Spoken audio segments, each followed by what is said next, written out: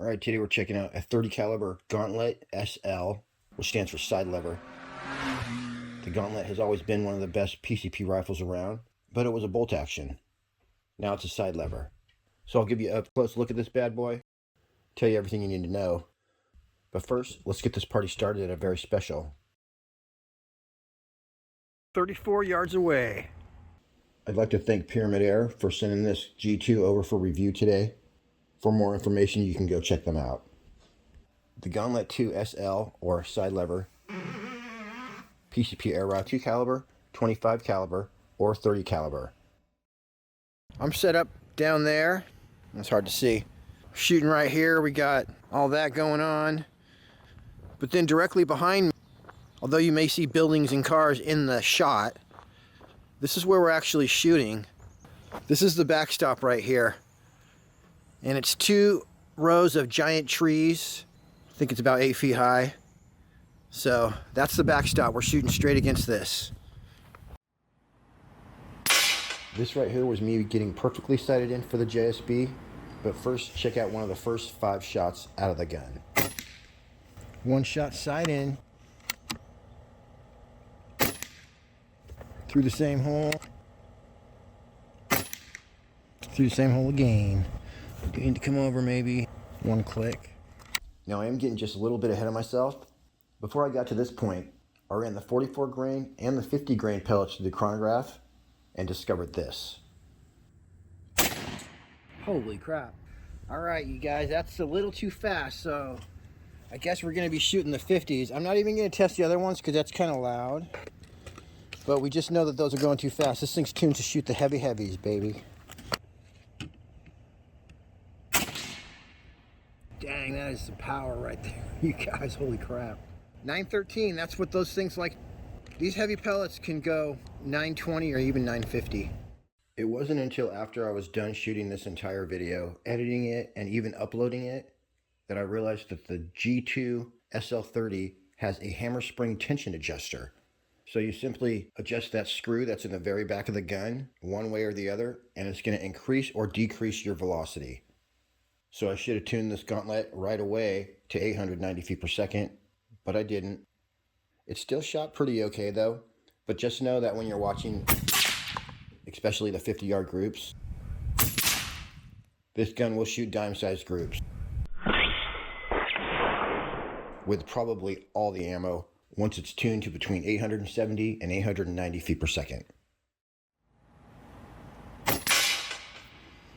We're going to call that sighted in.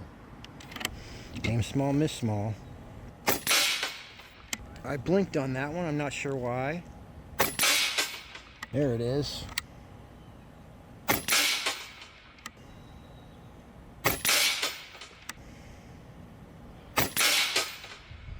Alright, not much to aim at there. I would call that about perfect. I'm not shooting my best today, but let's go for the FX 50.2 grain. Darn, I always screwing up the first one.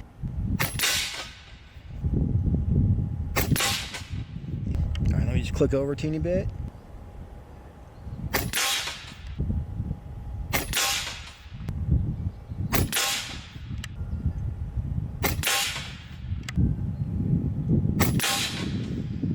Alright, I'll take it. I think it's definitely not as tight as the JSBs right there.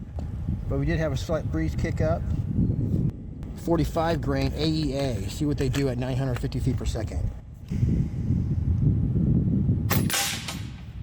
Wow. Same exact spot. Not surprised.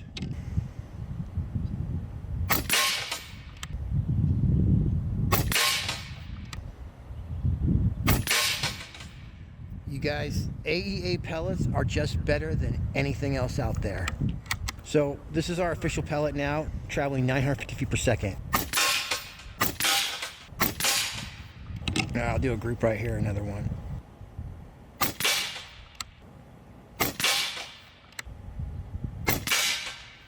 Darn it, we're falling off the regulator, I think, right now.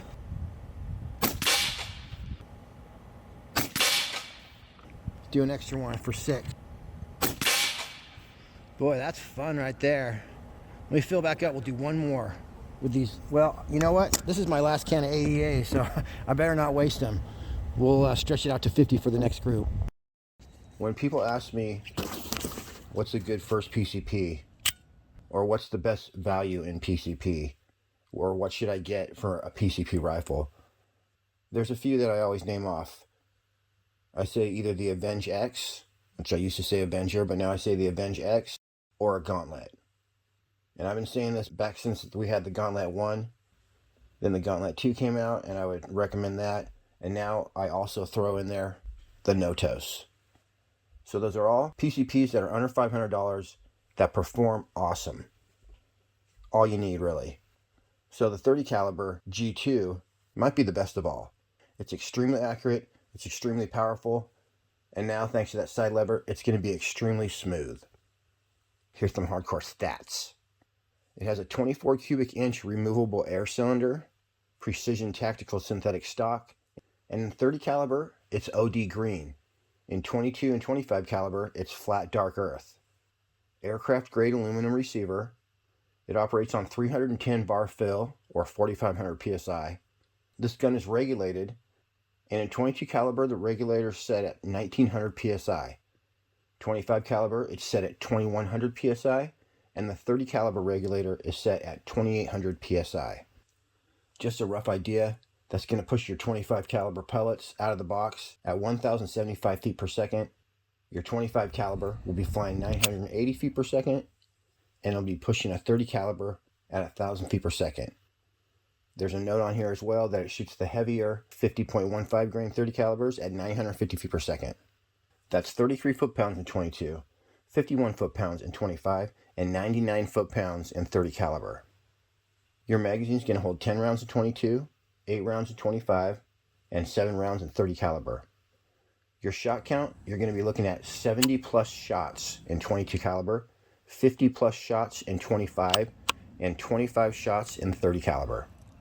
It has a built-in moderator, so it's got a 4-baffle design inside that shroud. The end of the shroud has a standard 1/2 by 20 threads, so you can put any airgun moderator on there. Has a single stage adjustable trigger, got an adjustable cheek piece, Picatinny scope rail, M-lock accessory rail slots on the side and bottom of the forearm, so you can add whatever you want on there. It also has a Foster quick disconnect fill port already installed, so there's no fill probe required. Weighs 8.5 pounds. It's got a 28-inch barrel length and an overall length of 47 inches. It includes 2 magazines and a single shot tray. And that's it. Let's get back to shooting. We'll get you some 50-yard accuracy testing, as well as some long-distance shooting. But first, here's some trick shooting at 34 yards away. And I'm using the 50.15 grain JSBs.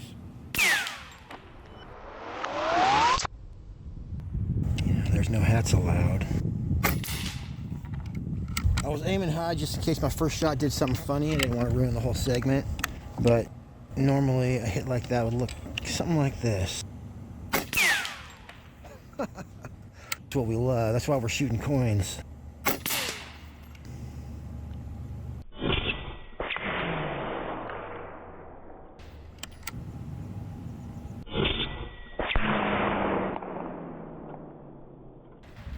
Good one.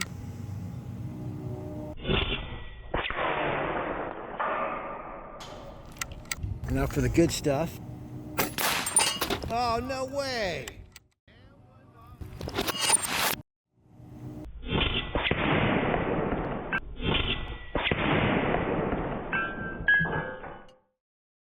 Don't worry, you guys. We'll go ahead and set those up at 50 yards and shoot them.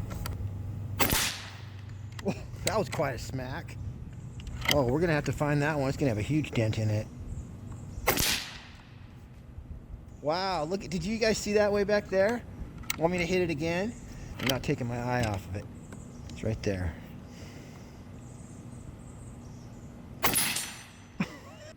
I actually hit it again, holding over.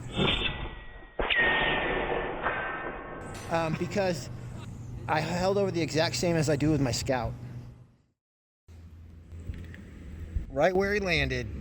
So we had 2 of these guys sitting on here like this that I shot off. And that's 34 yards. Down there is 66 yards. So we shot one of them all the way back to here. I would say this is like 55 yards away. Look at that, we nailed it.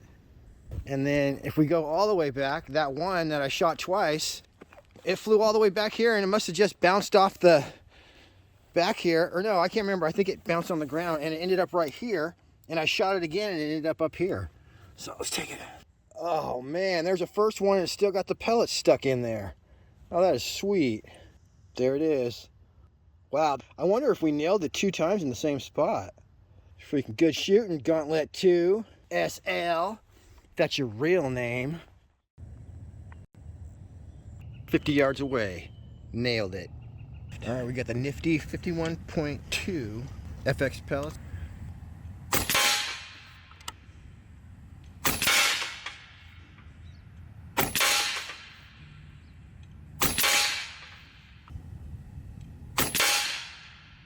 I did keep shooting off camera, and I got about 1-inch groups with most of the pellets that I tried, and I determined that the 44.75 grain shoot just as good as the 50 grains.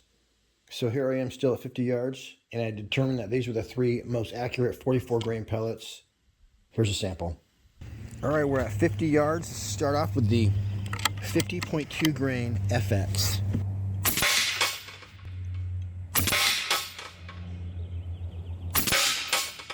All right, disqualified. All right, now we're gonna do the 50.15 grain JSB. May have clicked over too far. Disqualified.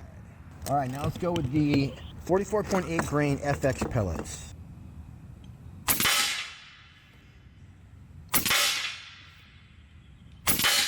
If this is a 1-inch group, it's gonna qualify. Qualifies. All right, now let's do the 44.75 JSB.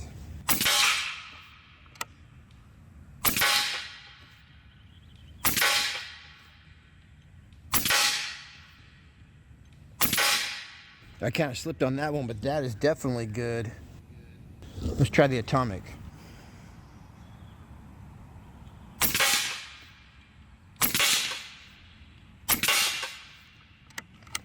I'm going to disqualify these, even though it's kind of my shooting.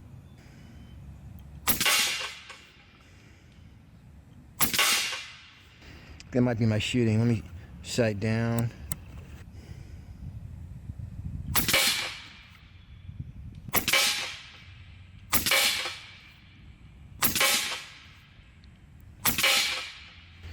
Not too bad. Still a quarter-size group. So now let's go for the AEAs. 10 shots off a full tank. See where we hit.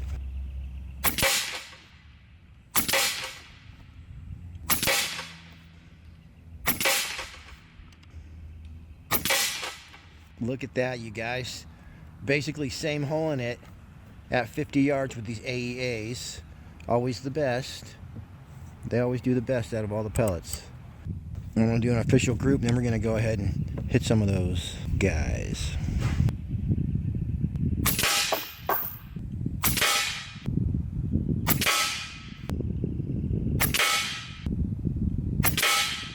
Even with the breeze and her in, I still got a 1-inch group, so. Smurfette was actually late today. She left everybody waiting. Can't remember her name, but she's got some weirdo caught in her hair. Dude's got a diamond on his head. You guys know the rest of the story. Nothing that my G2 can't solve. Smurfette, why were you late? You don't know? Alright. Good thing you're the only girl Smurf. We did hit our mark, but it was glued on to Snoopy too hard, so good thing we didn't hit Snoopy. I would have thrown this gun in the freaking garbage.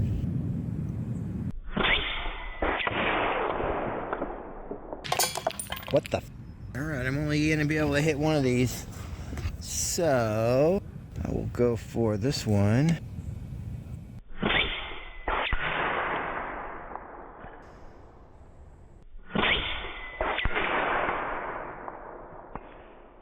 Wow, amazing. We are nailing this stuff. Alright, this tin's going to explode.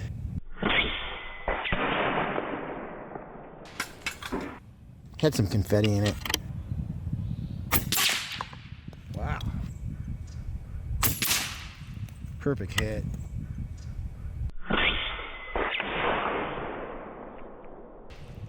All right, now what's going on? We still got this. Oh, perfect. Otter dodged 2 bullets. Should we let him live? Yeah, I think so. Let's get this weirdo out of her hair. Oh, got him in the head. He's still hanging on. Darn it.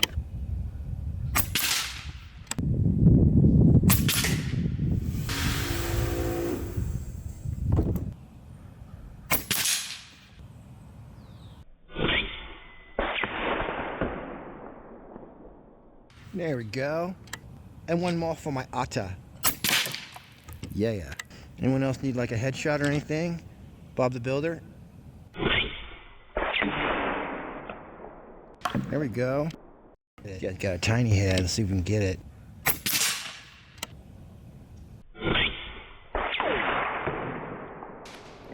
Sure as heck did.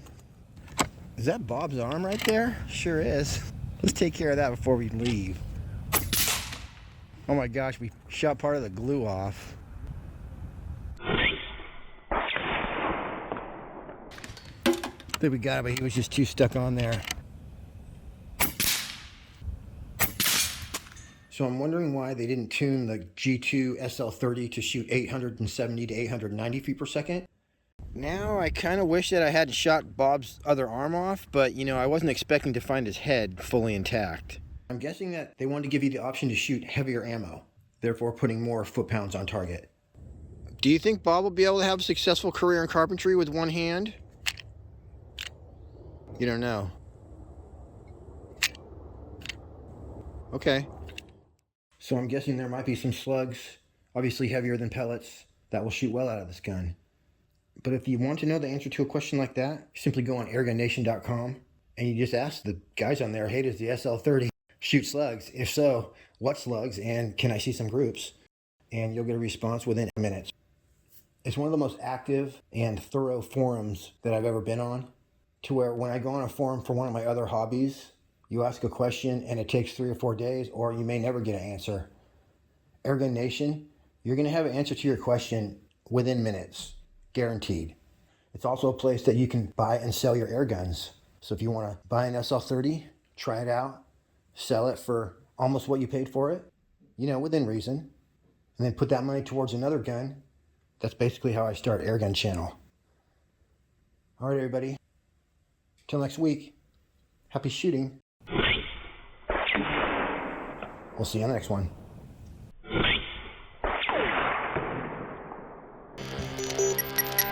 Also, just a reminder, tune the hammer spring on that G2 down to 890 feet per second, and you'll be getting 1-inch groups at 100 yards.